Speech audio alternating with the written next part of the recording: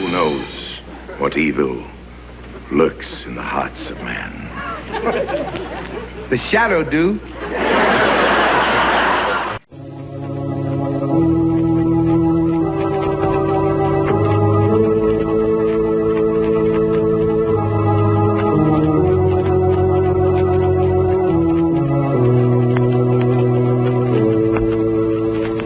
Who knows what evil lurks in the hearts of men? The shadow knows. Sorry to interrupt, boys. The shadow. Yes, the shadow.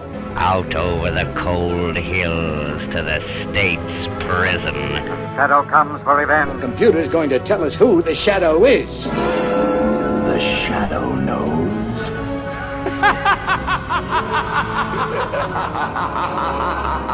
Surely you're not afraid of death. Crime does not pay. The shadow knows. Agents of the Shadowcast report for the only podcast on the internet exclusively devoted to the immortal exploits of the Avenger of the radio, pulps, comics, and films, the Shadowcast. Folks, we are back, and we are almost done with this, the second season of the Shadowcast, the Pulp Avenger. We're going through the first 10 adventures in pulp and prosaic form of the Shadow. These, of course, are adventures that have been reprinted over and over again. They've been adapted to comic books. In some cases, they've been adapted by Walter B. Gibson himself for the Shadow comics from the 1940s. There's a series right there that, unfortunately, a lot of people look right over, but they shouldn't, because here are not only comic books that are directly inspired by the pulps, they're actually written by the creator, essentially, of the Shadow, at least the creator of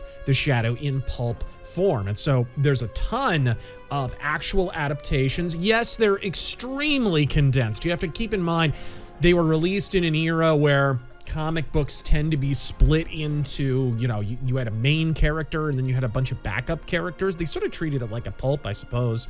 And so the Shadow would have maybe one, sometimes even two adventures, and then you'd have all of these extra characters. I remember there were some Doc Savage stories in the Shadow comics. There were some Nick Carter stories in the Shadow comics, and so forth, right? So today, we're gonna reconnect in the same way that those old Shadow comics did with the origins of this character, and that means we are headed into the pulps. Ladies and gentlemen, Cliff Marslin cometh after Harry Vincent, inarguably the most important of the Shadow's agents, at least the most important one that wasn't ultimately invented on the radio and wasn't a chick, is Cliff Marslin. This is the very first time we meet Cliff Marslin, and boy, what an important character this guy winds up being going forward. Really, each of the core Shadow agents, the ones that stick around anyways, fulfill some crucial function that is repeatedly of utility to Walter Gibson and, of course, the Shadow by extension in future adventures, right? With Myra Reldon, she's more of a spy. With Harry Vincent, boy, he's kind of a jack of all trades, but a lot of times he sort of melds into society. He's sort of the everyman, so he can be in a lot of places at a lot of times. With Jericho Druk, he's a guy who can be in, common jobs for African Americans at the time, are things like chauffeurs. He can work in a lot of capacities as like watchman and sometimes a bodyguard, sometimes even a criminal, right? All of these characters, and of course he has incredible strength. So sometimes when you just need brute force, you go for Jericho Druk, right? The Shadow's agents, later on, will be introduced to Hawkeye, of course, and he's a spotter and sort of a follow guy in Burbank. God, he's the communications guy. He's the glue that holds all of it together, although he's still sort of coming into his own as we head into this, the 9th of the Shadow's adventures. Folks, we are exploring Mobsmen on the Spot. This is one I find that slides under the radar a little bit. In fact, I often use the title interchangeably with Gangdom's Doom. I just make that error, that reversal in my head. It's like some form of creative dyslexia. I remember I made a video about the Shadow a long time ago, and I recommended people read Mobsmen On The Spot, and I meant Gangdom's Doom. But they're similar. They're both ripped from the headlines. This was, of course, one of those stories that was actually suggested by early Shadow editorial. Now, this is the era prior to the great John Nanovic, and so we're still in sort of the Lon Murray regime. He was involved in the Shadow magazine in the early days, and if you want to hear more about that, Will Murray talked about it quite a bit in the episode where I interviewed him. But Lon Murray has a somewhat dubious reputation in that he was known to kind of interfere a little bit. Actually, a number of people in editorial at the Shadow magazine and at Street and Smith were known to interfere, and this issue is actually a particularly egregious example of that. It was a common practice at the time, unfortunately, for assistant editors to sort of, look at government work. When somebody has a position and they want to keep it, they want to invent reasons why they continue to have their jobs. And of course, if they work on some sort of commission, as some people at Street and Smith at that time did, they would like to make a little bit of extra money. And so an assistant editor by the name of Mike Tilden, apparently during the creation of this novel, suddenly at the 11th hour, after the type had been finalized, after everything was ready to go, he marches up to Street and Smith with pages upon pages of revisions. He has literally rewritten entire chunks of Mobsmen On The Spot, and Street and Smith were so incensed by this and needed to make an example because assistant editors were beginning to do this more and more. They literally fired the guy on the spot. That was it. And so this is, you kind of get a sense of a little bit of the conflict that was going on, and ultimately it was practices like this and an aversion toward it that would lead to Lon Murray going on his merry way and the great John Nanovic taking over. That said, we're going to say some nice things about Lon Murray here today. He actually contributed, I think, a great idea here. The core premise of this novella is that we're going to reflect what is occurring at the time. Really, when the Shadow works best, I find. He is really sort of an answer to the travails of whatever the era is that he exists in. This is one of the reasons I think the Shadow could work really, really well with some of the rampant, unchecked institutional corruption and the crime that comes along with that and sometimes fuels that in a lot of the major cities. I think a lot of people, especially in major cities, you look at how many are moving out of major cities to the countrysides and to smaller states with different politics and a different structure and so forth. You just look no further than that to see that I think there's a similar kind of feeling now to the one that we felt during the Red Decade, the Great Depression era of the late 20s and into the 30s. And that is just this sense that the entire world has gone insane, that all the institutions are not protecting us, and that we wish that we could or someone would stand up to all of this corruption. And really, that's of the essence of the Shadow. It's interesting. The Batman has a lot of appeal. Like Batman, of course, as we've long established. We'll probably do a full episode at some point on Batman. I do want to make clear, we're going to branch out over time. I think I've made this clear in the past, but we haven't done it yet, where we're going to be able to talk about things that are only, tangentially related to the Shadow if we want to. And Batman is certainly going to be one of those things because, as we know, he's plagiarized from the Shadow. But Batman, at the same time, has a slightly different appeal than the Shadow, I think. Batman is sort of it's sort of more of a classic revenge, Law and Order kind of thing. And there's an element of that in the Shadow, but the Shadow is much more elemental. It's really like the Shadow is the hand of fate. And that's one of the reasons I think some of the coolest Michael Kaluta illustrations involve him like holding up a scales of justice, or, there's like a blind justice in the background or whatever. And he's got all these criminals. He's a gigantic figure and he's holding criminals in his hands. There's some of that even in the classic pulp covers that we're going to be seeing going forward with things like the Shadowed Millions and other of those really iconic covers. Mobsmen On The Spot, though, is not much of an iconic cover, it must be said. This is a reusing of the cover of the Death Tower, I believe. And this version, the only difference really is that this version of the cover is surrounded in gold instead of silver. Now this, you know, you could say this is not really a cost-cutting measure. I think it was more for the matter of time, because really they were cranking these things out really, really fast. But dude, having gold covers at this time would have been really eye-catching in the 1930s, especially in the early 30s. And so this was actually considered a bit of a garish kind of showing. I seem to remember Walter Gibson mentioning this in one of the books that he wrote. I forget if it was in the Shadow scrapbook or if it was just mentioned in his biography, but regardless, this would have been actually an attempt to grab people's eyes rather than kind of a lame attempt to reuse a cover. I don't think that's what they intended to do here, but still, it doesn't look that great. Interestingly enough, though, there is a sort of mystery cover. You know, that's an alternate cover that may have been intended for the book originally, which appears to have been painted by the Rosens. I mean, it looks like the exact same art style and composition as a lot of those early white background, bad guys fighting in the foreground kind of covers that you see on the early Shadow magazines. But it was ultimately used for a South American issue of the magazine, you know, La Sombra. And it shows a Tommy gun wielding torpedo sort of enveloped by the eponymous Shadow. And that's a much more classic Shadow sort of cover. And honestly, I wish whenever they get around to reprinting these stories again, and I'm sure it'll happen someday, maybe it'll only happen digitally, but it'll certainly happen one day. I hope that cover is dug up and attached to the English version, because to my mind, that's the proper cover of Mobsmen on the Spot. So to set the stage a bit for why this story exists, you know, it's a bit like if we're looking at Gangdom's Doom with Al Capone, who was just about to be brought to justice and was considered the greatest menace to society in some time. And if the Shadow was an answer to that, if Gangdom's Doom was an answer to that, okay, let's throw the Shadow at that problem.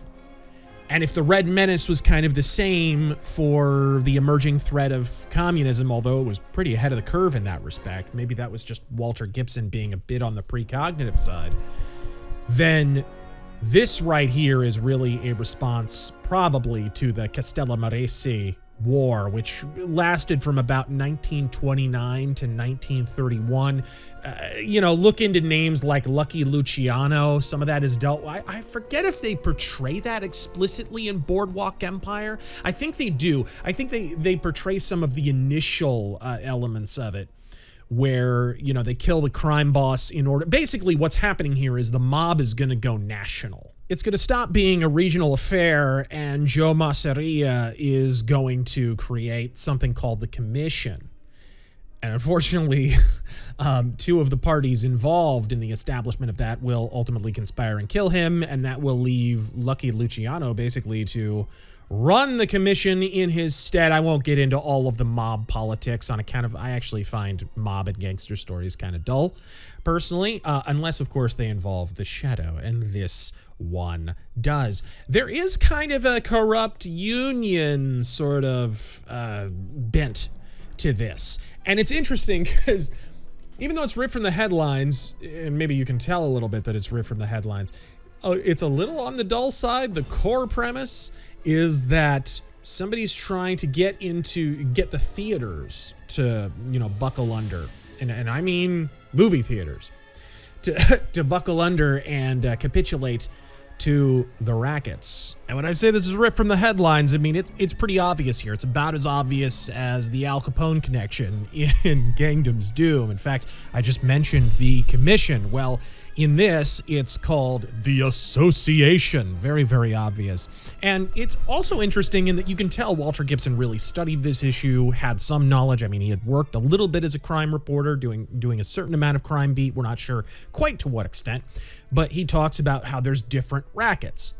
There's Tim Waldron's Doc racket. There's, of course, the garage racket, which would have been a big deal, actually, at the time. You kind of cock an eyebrow hearing that now. It's not that big of a deal. But then you would probably think the same thing about the theater rackets, which is really what precipitates all of this. They're attempting to merge with another theater corporation. What is it, like the United Theater Corporation? Sounds very similar to United Artists, although I don't think that existed yet. And they're attempting to unite, but they can't secure the loan because they're under threat from these rackets. And so basically there's a situation where, okay, should we join the rackets? And just so that we can finally get this loan because basically our investors are nervous about it? Or should we not? And right when Howard Griscom's resistance is at its absolute zenith, his daughter goes missing. They go ahead and kidnap his daughter. And of course, there's a connection to our new character, our new Shadow Agent character, which is Cliff Marslin. For the daughter of Howard Griscom is Arlene Griscom, I believe, and that is the long unrequited love of Cliff Marslin, and indeed the entire reason he went to prison. I do like this backstory. We get a lot of cool backstory that also dovetails into the Shadow. We'll talk about that in a moment, but the fundamental idea is that Cliff Marslin just served a 8-year stretch, long-ass time, at Sing Sing, because he took the fall for the idiot brother of this Arlene Griscom.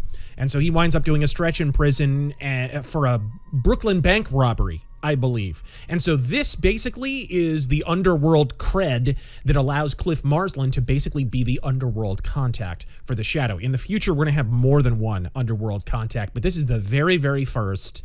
But what is the connection between the Shadow and Cliff Marslin? Why does he reach out to this guy? How does he know that he's noble? How does he know that he's innocent? Well, the Shadow makes that clear very, very directly.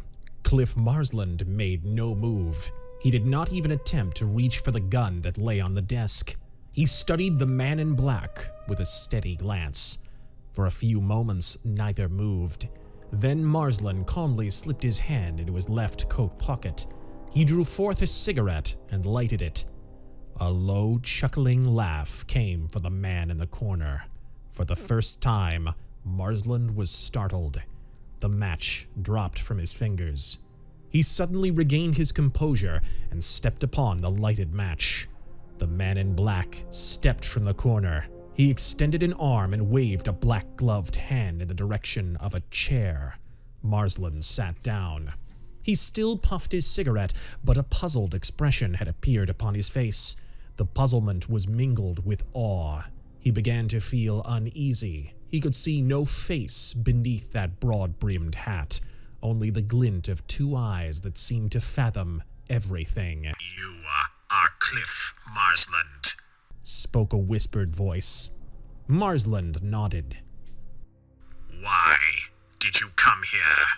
Marslin pointed his thumb toward the body of Tim Waldron. "To see him," he said tersely. "For what purpose?" came the question. Marslin shrugged his shoulders. A low laugh came from beneath the broad-brimmed hat. Even to Marslin, the laugh was chilling. He shifted uneasily and stared narrowly at his inquisitor. "Cliff Marslin," said the whispered voice. "That was not your name 14 years ago when you were overseas."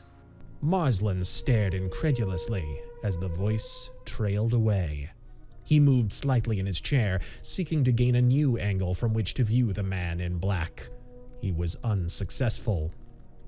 "Perhaps," said the voice, "you remember the village of yesterday in the spring of 1918, or perhaps that trip to Monte Carlo 3 weeks after the armistice. Do you recall Blanton, the Frenchman?" Marslin half rose from his chair, his hands gripping the arms, his face suddenly tense, his body rigid with suppressed excitement. "Who are you?" he demanded hoarsely. "Who are you?" A low, whispered laugh was the only response. Its sibilant sounds seemed to come from the walls, from the floor, from the ceiling, as if the room itself were taunting the listener. Marslin sank back in his chair. Like yourself, came the low voice. I am a man whose name has been forgotten. We shall speak no more of years gone by. You are now Clifford Marsland. I am... The voice halted impressively. The Shadow. And Cliff Marslin is not alone here. That's probably one of the most peculiar things about this particular pulp story, is that he actually comes in conjunction with a bunch of people who had done a stretch with him in Sing Sing.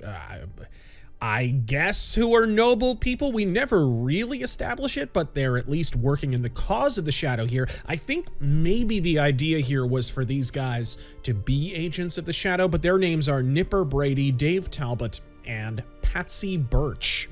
So it's kind of a weird, he's kind of got his own little private crew, never shows up again. Very weird. You get a lot of that stuff here in the early pulp stories where it's sort of one-off things that seem like they were intended to stick around a while, and then for whatever reason, they just wind up being dropped out of nowhere.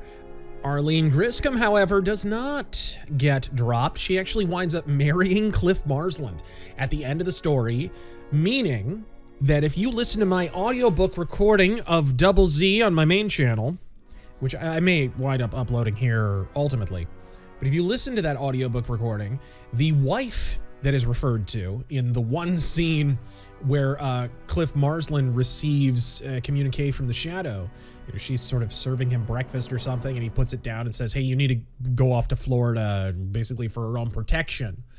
That wife is Arlene Griscom, presumably. Very strange. Hereafter, that's pretty much as close as you're going to get to another reference to Cliff Marsland's wife. She winds up going to Florida in Double Z.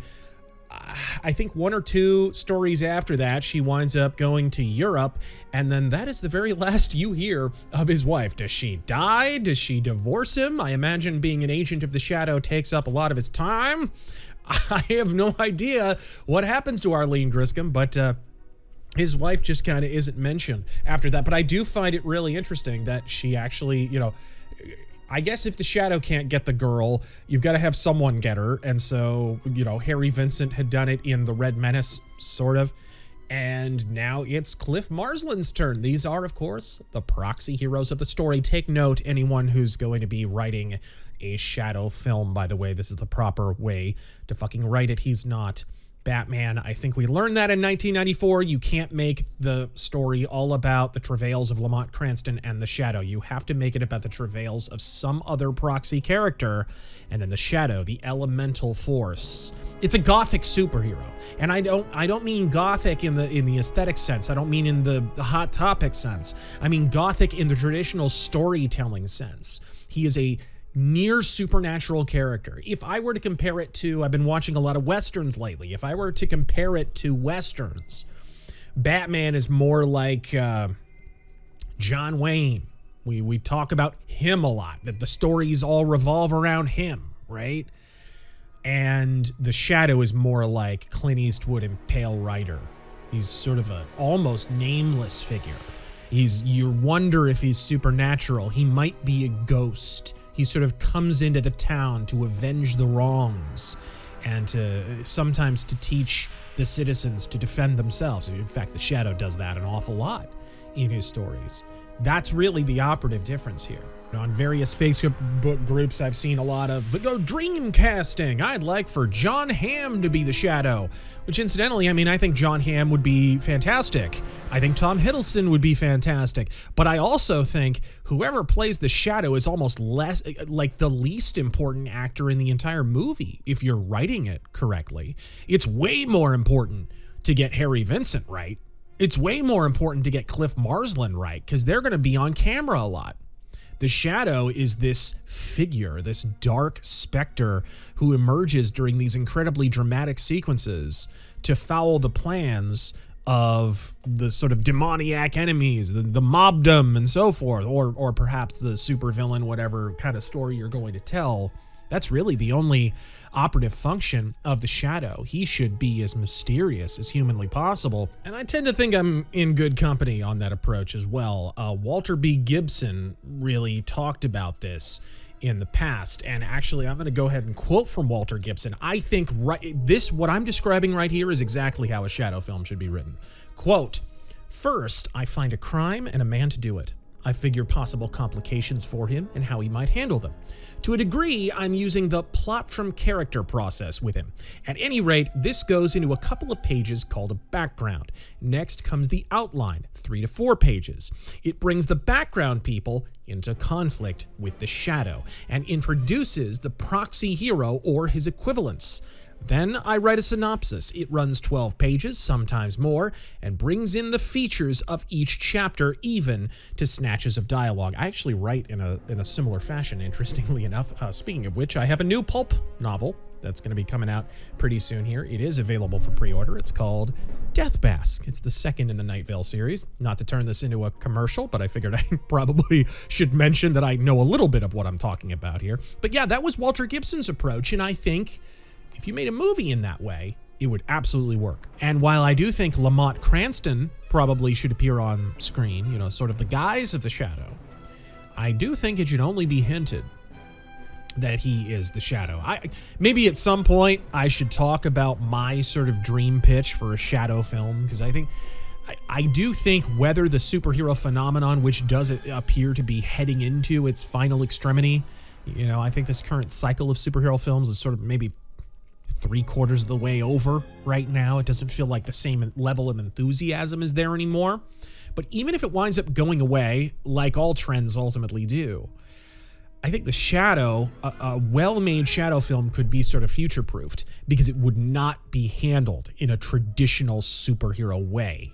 It would be handled a little bit more like, well, not quite like the Batman, but it would be more of a crime film that happens to have a pulp vigilante in it. And speaking of pulp vigilante, of all the accoutrement around the Shadow, probably the most iconic elements of the character are that brace of 45 automatics that he's always clinging to. Interestingly enough, though, I've mentioned this before. One of the most baffling things to me about the Shadow is he is a stealth-oriented character. He's a character of subversion. And yet he gets in a fight with various gangsters or whoever, and the first thing you hear about is barking automatics. Would you want your automatics barking if you're trying to sneak around? You know what I mean? Like, my personal opinion has always been, why does the Whisperer runs around? In fact, it's his whole gimmick. The Whisperer runs around with silencers on his pistols. They were available at the time. They were available in World War I, for crying out loud. Why in the world would the Shadow, who apparently worked as a spy behind enemy lines in World War I,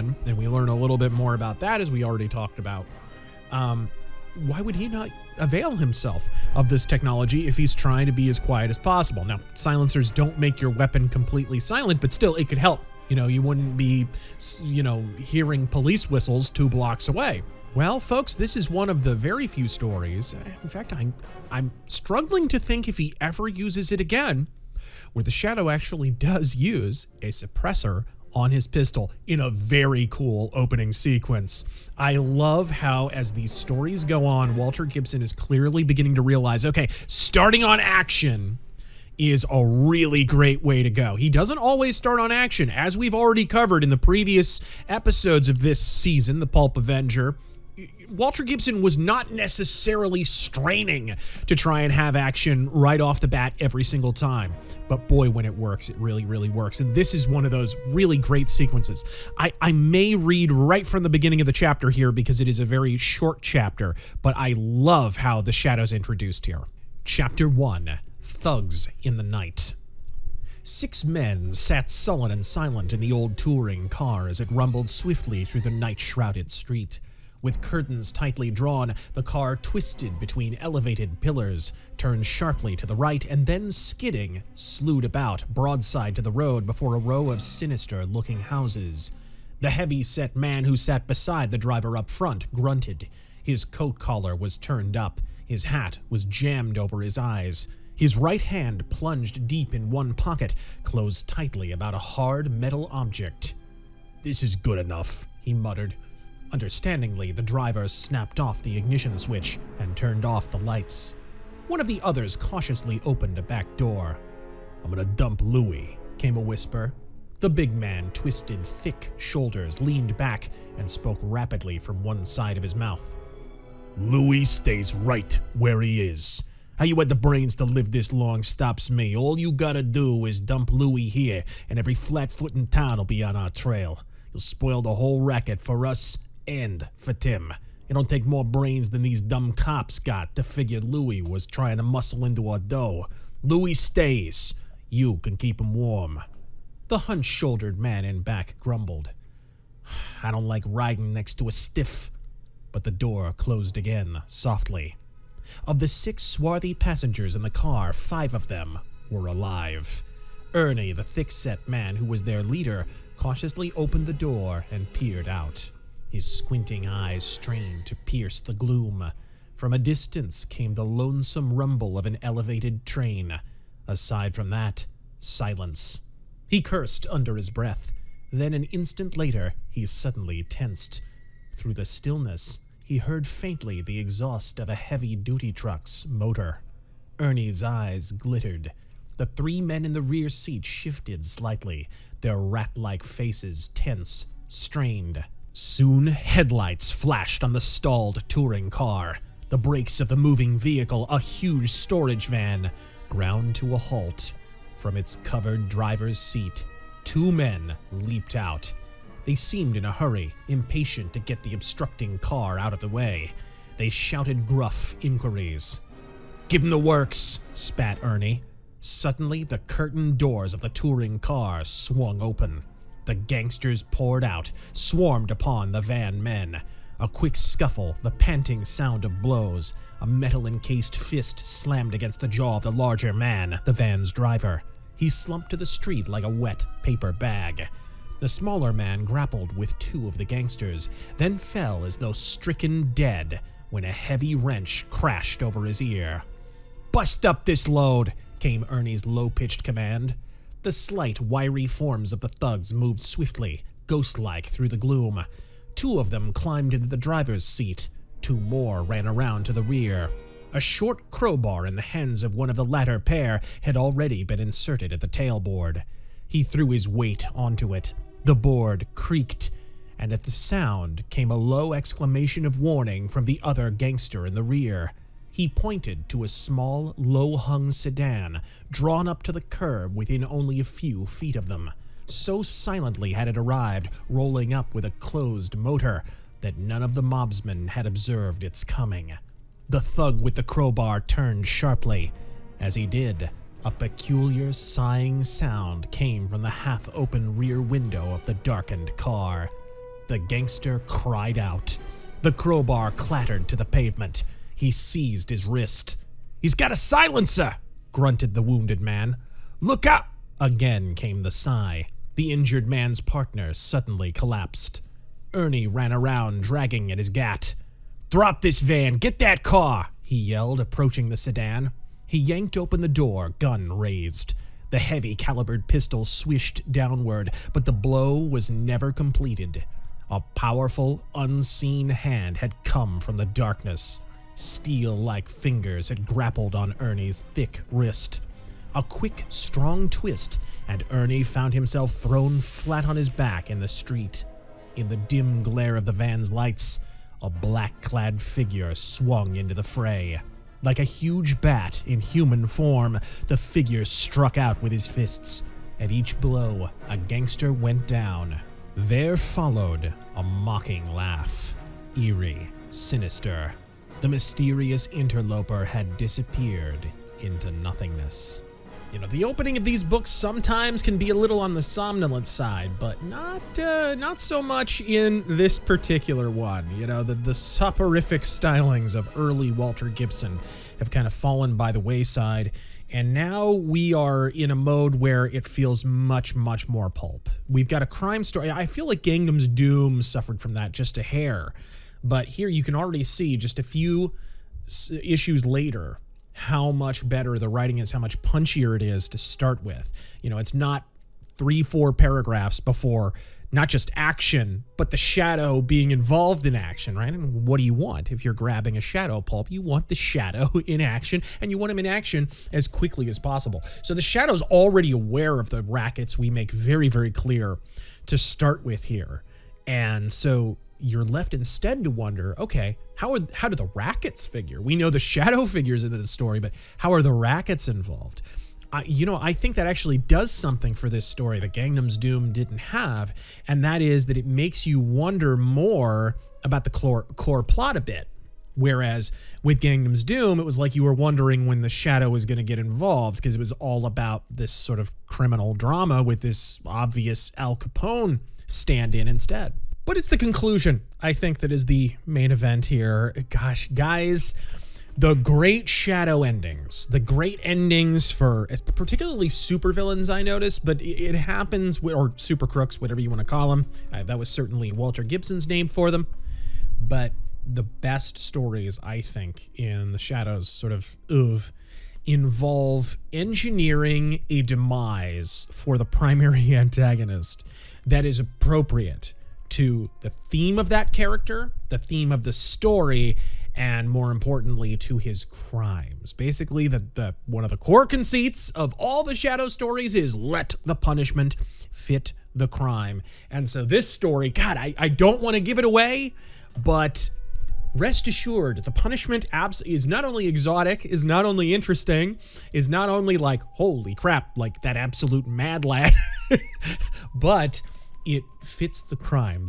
In a lot of cases, let's put it this way, in a lot of cases, in a lot of those best stories, the villain winds up unwittingly engineering their own demise through their own abject cruelty or venality or whatever. And this story is probably one of the better examples of that, certainly since The Red Menace. And that's all I'll say here, because I can't read it because it would spoil who the primary antagonist is, and it is one of those kind of whodunit stories where there's an inside man kind of working to frustrate the works, and you're waiting to sort of identify who that person is. I don't know about mystery-wise how this one shakes out. I don't remember being particularly surprised when I read it, but it was surprising enough that I didn't guess it by the second chapter, kind of like with the Black Master, where I was pretty in tune with who it was going to be pretty early on.